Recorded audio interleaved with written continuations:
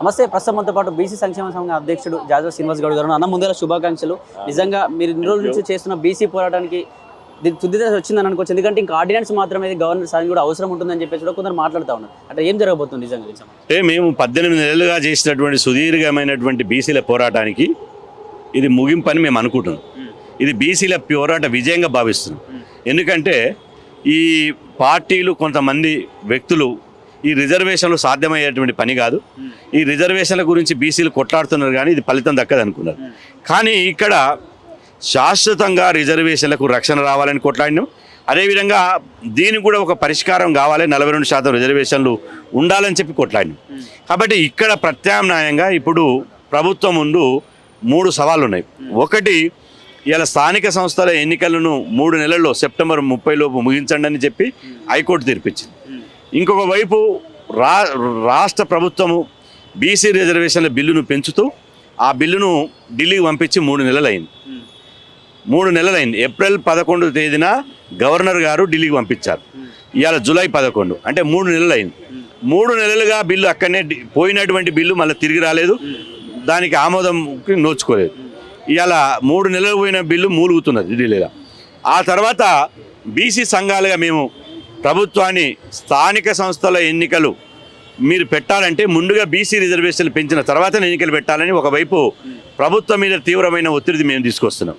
కాబట్టి ప్రభుత్వానికి ఈ కోర్టు తీర్పు, ఢిల్లీకి పోయినటువంటి బీసీ బిల్లు, బీసీ సంఘాలు చేస్తున్నటువంటి డిమాండ్ను అన్నిటిని పరిగణలో తీసుకుని తనకున్నటువంటి సర్వాధికారాన్ని ఉపయోగించుకొని ఏం చేస్తే చట్టబద్ధంగా, ఏం చేస్తే న్యాయబద్ధంగా బీసీ రిజర్వేషన్లు అమలవుతాయో అని చెప్పి నిన్న క్యాబినెట్లో మీటింగ్ పెట్టి ఆ క్యాబినెట్కు ఏజీ గారిని పిలిపించి ఇవాళ ఒక తాత్కాలికంగా ఇప్పుడు స్థానిక ఎన్నికల్లో బీసీ రిజర్వేషన్లు అమలు చేయడానికి ఒక మార్గాన్ని అన్వేషించింది. ఆ మార్గమే ఇప్పుడు బీసీ రిజర్వేషన్ 42% పెంచుతున్నామని చెప్పి తీర్మానం చేసింది.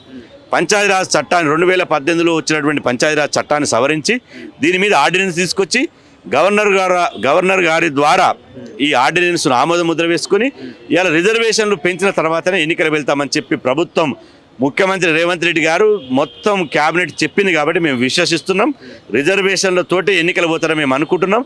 కాబట్టి ఆ దిశగా ఇవాళ పోవాలని చెప్పి మేము ప్రభుత్వాన్ని డిమాండ్ చేస్తున్నాం. 42% రిజర్వేషన్లు రాజకీయ పరంగానే యూజ్ అవుతా, లేకపోతే ఉద్యోగ అవకాశాలకు కూడా ఇది వర్తింపే అవకాశం ఉంది? ఎందుకంటే విద్యా ఉద్యోగాల్లో కూడా రిజర్వేషన్లు అమలవుతాయి. అసెంబ్లీలో బిల్లు చేసినప్పుడే విద్యా ఉద్యోగాల్లో స్థానిక సంస్థల ఎన్నికల్లో 42% రిజర్వేషన్ల కోసమే ఈ చట్టం చేశారు, ఈ బిల్లు చేశారు. కాబట్టి ఈ బిల్లు మొత్తం 3టికి అమలవుతాయి. కాబట్టి ఈ ప్రక్రియ శాశ్వతంగా బీసీలకు రాజ్యాంగబద్ధంగా రిజర్వేషన్లు ఒక రక్షణ కవచం లెక్క ఉండాలంటే తమిళనాడు తరాల్లో 9th షెడ్యూల్లో చేరిస్తేనే అది రక్షణ కవచంగా ఉంటుంది. ఆ తర్వాత ఇప్పుడు ప్రజెంటు ఈ ఎన్నికలు సమీపిస్తున్నాయి కాబట్టి కోర్టు ఒక డెడ్లైన్ విధించింది. కాబట్టి ఈ ఎన్నికల్లో ఉన్న ఫలంగా సమయం లేదు కాబట్టి ఈ ఆర్డినెన్స్ తీసుకొచ్చి, ఒక జీవో తీసుకొచ్చి ఈ రిజర్వేషన్ అమలు కావడానికి ప్రభుత్వం ఈ ప్రక్రియ స్టార్ట్ చేసింది. కాబట్టి ఈ ప్రక్రియను దయచేసి రాజకీయ పార్టీలు అర్థం చేసుకోవాలి. అన్ని విషయాల్లో మీరు ప్రతిపక్షాలు ప్రతిపక్షాల మీద విమర్శలు, ఒకరి మీద ఒకరు ఆరోపణలు చేసుకోండి. కానీ బీసీల విషయంకి వచ్చే వరకు మాత్రం దీన్ని రాజకీయం చేయొద్దని నేను రాజకీయ పార్టీగా విజ్ఞప్తి చేస్తున్నా. మీరు రాజకీయం చేసిరనుకో, మీ రాజకీయాల రంగేందో మేము బయట పెడతాం కదా. మీరు ఏం చేసిర్రు, మీరు రిజర్వేషన్లు ఎట్లా అన్యాయం చేసిర్రు, రిజర్వేషన్ను పెంచకుండా ఎట్లా అన్యాయం చేసిర్రు, మున్సిపాలిటీ ఎట్లా అన్యాయం చేసిర్రు, ఎస్సీ ఎస్టీ బీసీ మంత్రులను ఎట్లా బర్తరఫ్ చేసిర్రో మేము మొత్తం పూసగుచ్చినట్టు మీ యొక్క చరిత్ర మొత్తం మేము తీస్తాం కదా. కాబట్టి దయచేసి రాజకీయ పార్టీలను నేను విజ్ఞప్తి చేస్తున్నా, సున్నితంగా హెచ్చరిస్తున్నా, దయచేసి ఈ బిల్లుకు మద్దతు తెలపండి. ఈ రిజర్వేషన్ల ప్రక్రియ సాఫీగా జరగనివ్వండి.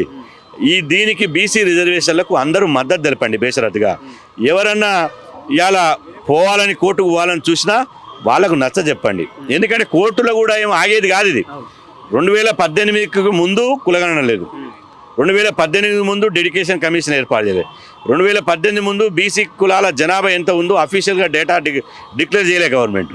అదేవిధంగా డిక్లేర్ చేసినాక వాళ్ళ సామాజిక రాజకీయ వెనుకబాటుతనం ఎంతుందో నిర్ధారించలేదు. ఈ 2025లో ఈ ప్రక్రియ అంతా చేసింది. ఈ ఏదైతే రిజర్వేషన్లు పెంచేయాల్సినటువంటి అర్హత ఉందో, ఏదైతే పారామీటర్ ఉందో, ఈ పారామీటర్ను మొత్తం ప్రభుత్వం ఆ ప్రక్రియ అంతా ముగించింది, కంప్లీట్ చేసింది. కాబట్టి మీరు కోర్టుకు పోయినా కూడా 15 రోజులు నెల రోజులు ఆలస్యం అవుతుండొచ్చు దాని తప్ప కోర్టులో పోయి కూడా మీరు సాధించేదంటూ ఏమీ ఉండదు. కాబట్టి దయచేసి ఈ పార్టీలను ఈ ప్రభుత్వ నిర్ణయాన్ని వ్యతిరేకించి బీసీల నోటుకాడి ముద్దను గుంజుకుంటే మీరు చరిత్రలో ఈ చరిత్ర ద్రోహులుగా మిగిలిపోతారు. దానివల్ల వచ్చే నష్టం ఏమీ లేదు.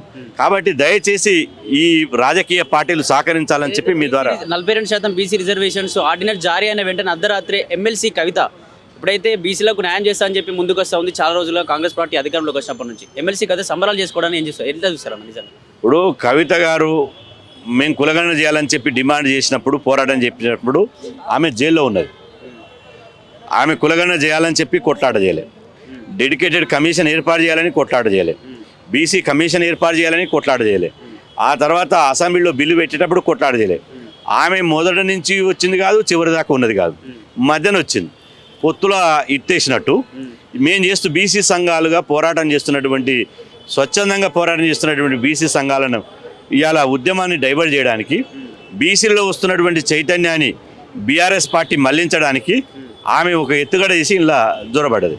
కాబట్టి మేము ఆమెని పరిగణలోకి తీసుకోవడం లేదు. ఇవాళ ఈ బీసీ సంఘాలుగా చేస్తున్నటువంటి పోరాటమే అంతిమంగా విజయం సాధించిందే తప్ప ఎవరో మధ్యనొచ్చి వ్యక్తులు వచ్చి చేసినటువంటి పోరాటం కాదు. ఇప్పుడు నీ పోరాట ఫలితము నిజంగా నీ పోరాట ఫలితం అనుకున్నాం. మరి 10 ఏళ్ళు ఏం చేసిరు? గత బీఆర్ఎస్ పార్టీ కాలంలో 10 సంవత్సరాలుగా కవిత గారు ఏం చేసింది? మీ నాన్నగారే కదా బీసీ రిజర్వేషన్ తగ్గించినటువంటి పాపం ఆయనదే కదా. అది మీ నాన్నగారే కదా బీసీ దళితులు ముఖ్యమంత్రి చేస్తాను చేయలేదు కదా. కనీసం దళితులు ముఖ్యమంత్రి చేస్తాను ఎందుకు చేయలేదని ఒక్కరోజన్న ఒక స్టేట్మెంట్ ఇచ్చిందా? అదేవిధంగా మీ నాన్నగారే కదా ఇవాళ బీఆర్ఎస్ పార్టీ ఉన్నటువంటి బీసీలను, ఎస్సీ మంత్రులను బర్తరఫ్ చేసి అవమానించింది. మరి 10 సంవత్సరాలు ఏం చేసినావు? పోనీ భవిష్యత్తులో బీసీని ముఖ్యమంత్రిని చేస్తానని ప్రకటించగలుగుతారా? బీఆర్ఎస్ పార్టీ అధ్యక్షునిగా బీసీని చేయాలని చెప్పి కవిత గారు స్టేట్మెంట్ ఇవ్వగలుగుతుందా? నేను కవిత గారికి సూచించేదంటే ఫస్ట్ నువ్వు ఇంట్లో గెలిచి రచ్చగలవాలి. నువ్వు టీఆర్ఎస్ పార్టీలో పోరాటం చేసి అక్కడ విజయం సాధిస్తే ఇక్కడ కాంగ్రెస్ ప్రభుత్వం మీద వచ్చి పోరాటం చేసి విజయం సాధించింది కవిత గారి వల్లనే విజయం సాధించిందని మేము అనుకోవచ్చు. కానీ నువ్వు ఇంటనే గెలవబోయేవి, మీకు ఇంటనే దిక్కు దివాన లేదు, మీ పార్టీలనే సామాజిక న్యాయం లేదు. ఇవాళ కులగణన నేను అంటున్న కవిత గారికి ఒకటే సూటి ప్రశ్న ఇస్తున్నా. కులగణన జరిగినప్పుడు మీ నాన్నగారు కేసీఆర్ గారు కులగణనలు ఎందుకు పాల్గొనలే? మీ అన్న కేటీఆర్ గారు కులగణనలు ఎందుకు పాల్గొనలే? మీ బావ హరీష్ రావు గారు కులగణనలు ఎందుకు పాల్గొనలే? టీఆర్ఎస్ పార్టీ అధ్యక్షునిగా కులగణన జరుగుతుంది, బీసీ రిజర్వేషన్ల కోసమే జరుగుతుంది. బీఆర్ఎస్ పార్టీ శ్రేణులన్నీ కులగణన పాల్గొనాలని మీ పార్టీ నుంచి ఎందుకు ఒక స్టేట్మెంట్ ఇవ్వలే? మరి ఇవన్నీ మీ దగ్గర తప్పులు పెట్టుకొని చేసే పాపాలన్నీ చేసి, చేసే అన్యాయాలన్నీ చేసి, ఇప్పుడు 1000 ఎలకలు తిన్న పిల్లి తీర్థయాత్రలు పోయినట్టు మేము పోరాటం చేసి వచ్చింది, మేము చేస్తే బీసీలకు వచ్చింది అనేది వాళ్ళకి ఇలా కాంగ్రెస్ నాయకులే చెప్పారు. కవిత చేసిన దాన్ని మేము పరిగణలో తీసుకోమని వాళ్ళు చెప్పడం జరిగింది. కాబట్టి దీని పోరాట విజయం అంటే అందరు నవ్వుకుంటారు. నమస్తే. నిన్న జరిగిన తెలంగాణ కేబినెట్ సమావేశంలో 42% రిజర్వేషన్స్ ఇస్తూ రాష్ట్ర ప్రభుత్వం అయితే ఆమోదం తెలిపింది. దీనికి సంబంధించి ఆర్డినెన్స్ కూడా జారీ చేసింది. దీనికి సంబంధించి మాట్లాడే మనతో పాటు బీసీ సంక్షేమ సంఘం నాయకులు కనకాల శ్యామ్ గారు ఉన్నారు. అన్న చెప్పండి, నిజంగా దీనికి సంబంధించి సంక్షేమ ఏదైతే స్థానిక సంస్థల ఎలక్షన్లో 42% రిజర్వేషన్ ఇస్తారని చెప్పేసి క్యాబినెట్లో ఆమోదం తెలిపింది. దీన్ని ఎట్లా చూస్తారన్న? ఎందుకంటే ఎన్నో ఏళ్ళుగా పోరాటం చేస్తూ ఉన్నారు మీరు కూడా. మేమైతే నిజంగా కూడా ఈ రాష్ట్ర ప్రభుత్వం తీసుకున్నటువంటి నిర్ణయాన్ని స్వాగతిస్తున్నాం. ఎందుకంటే కులగణన చేయాలని చెప్పేసి అని ఒక మంచి ఉద్దేశంతోనే వాళ్ళు కులగణన చేయడం జరిగింది. అలాగే మనస్ఫూర్తిగా చేయాలనుకున్నారు కాబట్టే వాళ్ళు అసెంబ్లీలో కానీ శాసనమండలిలో కానీ మీకు తీర్మానం చేయడం జరిగింది. కేంద్రానికి బిల్లు ప్రవేశపెట్టడం జరిగింది. ఖచ్చితంగా వాళ్ళ ఉద్దేశము బీసీలకు రిజర్వేషన్ ఇవ్వాలని చెప్పేసి అని, కామారెడ్డి డిక్లరేషన్ అమలు చేయాలని చెప్పేసి అని ఉంది కాబట్టి ఇవన్నీ చేశారు. దాని తర్వాత కూడా 3 నెలలు అయినా కూడా ఎక్కడ కేంద్రంలో నుంచి ఈ బిల్లు పైన ఎటువంటి రెస్పాన్స్ లేదు. కాబట్టి వీళ్ళు ఈ విధమైన నిర్ణయం తీసుకొని ఆర్డినెన్స్ తీసుకొని వచ్చేసైనా కూడా ఈ 42% రిజర్వేషన్ అమలు చేయాలని చెప్పేసి అని ఖచ్చితంగా స్వాగతిస్తున్నాం. ఇది ఒక మంచి శుభపరిణామమే బీసీలకి. ఎందుకంటే ఇన్నేళ్ళు ఒకలా ఉన్నది, ఇప్పుడు ఒకలా ఉన్నది. బీసీలో కూడా చాలా చైతన్యం వచ్చింది. గత ప్రభుత్వాలు ఏమున్నా కూడా బీసీలను వాడుకున్నారు. బీసీలకు గొర్రెలిచ్చు, బర్రెలిచ్చు, ఏదో ఒక తీసిన లోన్లు 50,000 లక్ష రూపాయల లోన్లు ఇచ్చి ఉన్న రిజర్వేషన్లు కూడా తగ్గించి వాళ్ళ మనుషులతోనే కోట్లకు పంపించి రిజర్వేషన్ తగ్గించినటువంటి ఘనత గత ప్రభుత్వాలది ఉన్నది. కానీ ఈ ప్రభుత్వము చెప్పిన మాటని అన్న మాటని కామారెడ్డి డిక్లరేషన్ 42% రిజర్వేషన్ కల్పిస్తామని అన్న మాటని నిలబెట్టుకునే దిశగా ముందుకెళ్తుంది కాబట్టి ఖచ్చితంగా మేము స్వాగతిస్తాం. అంటే ఏదైతే 42% రిజర్వేషన్ రూల్కి స్థానిక సంస్థల ఎలక్షన్ల వరకైనా ముందు కూడా మనకు కొనసాగే అవకాశం ఉంది. అంటే ప్రభుత్వం చేంజ్ అయినప్పుడు మళ్ళీ ఏమైనా చేంజ్ అయ్యే అవకాశం ఉందంటారు? ఇప్పుడు స్థానిక సంస్థల్లో ఖచ్చితంగా అమలవుతుంది. దాని తర్వాత ముందు కూడా ఏ ప్రభుత్వం వచ్చినా కూడా ఈ రిజర్వేషన్ తగ్గిస్తే మాత్రం వాళ్ళని ఎవరిని కూడా తిరగనిచ్చే సవాలే లేదు. ఇప్పటికే చాలా నష్టపోయారు. అంతకుముందు గత ప్రభుత్వాలు చేసిన మోసాలు ప్రతి ఒక్క బీసీ బిడ్డలు గమనించారు. ఈ 42% రిజర్వేషన్ని ఈ వీళ్ళు ఆర్డినెన్స్ తీసుకొచ్చిన తర్వాత నెక్స్ట్ ఇంకా వాళ్ళు కేంద్ర ప్రభుత్వం కూడా లెక్కలు తీస్తాము, జనగణనలో కులగణన చేస్తామని చెప్పి అన్నారు. కాబట్టి అప్పుడు ఇంకా తీసుకునే నిర్ణయాలు ఏం తీసుకుంటారో కానీ ఇంకే ప్రభుత్వం వచ్చినా కూడా ఇది తగ్గించే దిశగా పోయేది ఆలోచన లేనే లేదు. పోతా అంటే కూడా మేము ఊరుకునే ప్రసక్తే లేదు. 50% పైన ఉన్నటువంటి జనాభా, 50 నుంచి 60% జనాభా ఉన్నటువంటి బీసీలు 42% కూడా తక్కువనే. కానీ ఎవరో ఒకరు మన వాళ్ళు ముందుకు వస్తున్నారు, దీని దిశగా తీసుకుపోతున్నారు, కులగణన చేస్తున్నారు, రిజర్వేషన్ కల్పిస్తున్నారు అని చెప్పని అన్నప్పుడు ఖచ్చితంగా స్వాగతిస్తాము. ఎవరు కూడా దీన్ని తగ్గించే దిశగా వస్తే మాత్రం వాళ్ళని ఊరుకునే ప్రసక్తే లేదు. దీనికి సంబంధించి 42% రిజర్వేషన్లో అమలైన సందర్భంగా నిన్న అర్ధరాత్రి 11:30 గంటలకి ఎమ్మెల్సీ కవిత సంబరాలు చేసుకున్నది వాళ్ళ ఆఫీస్ దగ్గర, జాగృతి ఆఫీస్ దగ్గర. దీన్ని ఎట్లా చూస్తారన్న? నిజంగా ఎమ్మెల్సీ కవిత అక్కకి నిజంగా కూడా ఆలోచన ఉంటే గత ప్రభుత్వంలో 10 ఏళ్ళు మీరే ఉన్నారుగా పరిపాలనలో, ఏమన్నా ఆలోచన ఉందా? దీన్ని సంబరాలు చేసుకొని లేకపోతే పెద్ద పెద్ద పటాకులు పేల్చుకొని రాష్ట్రం అంతా బట్టలు పంచని ఆమె చేసిన సంబరాలు ఏమున్నా కూడా ఒక రాజకీయంగా లబ్ధి కోసమే తప్ప వాళ్ళు నిజంగా చేసింది ఏం లేదు. చేసిన వాళ్ళు అయితే 10 ఏళ్ళు వాళ్ళ చేతిలో పవర్ ఉంది కదా, 10 ఏళ్ళు ఇక్కడ గాడిదలు కాసిరా, 10 ఏళ్ళు ఏం చేసారు? గాడిద పనులతో మీరా 10 ఏళ్ళు ఏమో మీరు డబ్బులు దోచుకోనికి ఈ రాష్ట్రాన్ని మొత్తం దోచుకొని సరిపోయింది. ఇప్పుడు ఏదో మేము సంబరాలు చేసుకుంటున్నాం, మా పోరాటమే అని చెప్పారంటే ఎవరు నమ్మే పరిస్థితి లేదు. కవితక్క, మీరు మీ ఎంబడున్న బీసీలు అందరినీ, కుల సంఘాల నాయకులందరినీ కూడా ఎంబడి పెట్టుకొని బీసీ జాతిని ఏదో మోసం చేద్దామని చెప్పి చూస్తారు. మీ పార్టీలో బీసీలు లేరా? మాజీ మంత్రులు లేరా? బీసీ మంత్రులు లేరా? ఎమ్మెల్యేలు లేరా? వాళ్ళందరూ అక్కడ తమిళనాడు పోయి ఒక బస్సు కట్టుకొని వాటి పైన రిజర్వేషన్ పైన ఏ విధంగా అమలు అవుతున్నాయని చెప్పేసి అని వాళ్ళు ఒక అక్కడ పర్యవేక్షణ చేసి వస్తే మరి వాళ్ళందరినీ ఎందుకు పక్కదో పట్టించారు? మీరే చేయాలి ఉద్యమం, తెలంగాణ ఉద్యమం మీరే చేయాలి, బీసీ ఉద్యమం మీరే చేయాలి, ఇంకే ఉద్యమం వచ్చినా మీరే చేయాలా? తెలంగాణ ఉద్యమంలో కూడా ప్రతి ఒక్క బిడ్డలు త్యాగాలు చేస్తే వీళ్ళు మాదే త్యాగము మేమే తీసుకొచ్చినామనే మోసం చేసినట్టు ఇప్పుడు కూడా ఈ బీసీ ఉద్యమాన్ని కూడా ఏదో హైజాక్ చేద్దామని చెప్పి చూస్తారు. కానీ ఎవరు ఊరుకునే సవాలే లేదు, ప్రసక్తే లేదు. ఎందుకంటే మీరు చేస్తున్నటువంటి ఈ మోసాన్ని ఎప్పుడో గమనించారు అందరూ. ఏదో పైకి అలా సంబరాలు చేసుకుంటారు కానీ 10 ఏళ్ళు ఏం చేసిరని చెప్పేసి అనే ప్రశ్న రాష్ట్రం మొత్తం ఉన్నది, ప్రతి ఒక్క బీసీ బిడ్డలో ఉన్నది. అంటే కవిత గారు ఏం చెప్తా ఉన్నారంటే బీసీలకు న్యాయం చేస్తాం, రాజకీయ పరంగా, విద్యాపరంగా, ఆర్థిక పరంగా అందరికీ డబ్బులు ఖచ్చితంగా ఆర్థికంగా ఆదుకునే విధంగా ఖచ్చితంగా అందరి కోసం పోరాటం చేస్తాం, రైలు రోకో కూడా చేయబోతున్నాం ఈ మోడీ ప్రభుత్వం నిరంకుశ పాలనకు వ్యతిరేకంగా అని చెప్పేసి మాట్లాడుతూ ఉంది. దీనికి సంబంధించి ఆర్కృష్ణ కూడా మద్దతు తెలుపుతాను. నెక్స్ట్ మీ దగ్గరికి వచ్చి మాట్లాడే అవకాశం ఉంటే మీరు ఏం చెప్తారన్న? మరి మద్దతు తెలిపే అవకాశం ఉందా కవితకి? ఇప్పుడు మేము ఆ ఉద్యమం చేయబోతున్నాం, రైలు రోకో చేయబోతున్నాం ఇవన్నీ అంటున్నారు. 10 ఏళ్ళు ఏం చేసిరని అడుగుతున్నాం మేము. పూలే విగ్రహం గురించి అసెంబ్లీలో పెట్టాలని చెప్పేసి అని కొట్లాడుతున్నది. 10 ఏళ్ళు ఒకవేళ అసెంబ్లీలో పెట్టాలనుకుంటే వీళ్ళకి అవకాశం లేకపోయేదా? ఇదే బీసీ సంఘాలను కేటీఆర్ గారు పిలిచి 2 గంటలు ముచ్చటబెట్టి నేను ఖచ్చితంగా ఇక్కడ ఈ ట్యాంక్ బండ్ పైన విగ్రహం పెడతా, ఏర్పాటు చేస్తాం అని చెప్పేసి మమ్మల్ని పిలిచి 2 గంటలు మాట్లాడారు. ఏది ఎక్కడ పోయింది? జాగా దొరకలేదా? ఇదే ఇప్పుడు రేవంత్ రెడ్డి గారికి మేము చెప్పినాము ఈ పూలే విగ్రహాన్ని అంబేద్కర్ తరహాలో ఏర్పాటు చేయాలి అని చెప్పేసి అన్నాం. స్వయంగా సీఎం గారు వచ్చేసి స్థల పరిశీలన చేసిరు.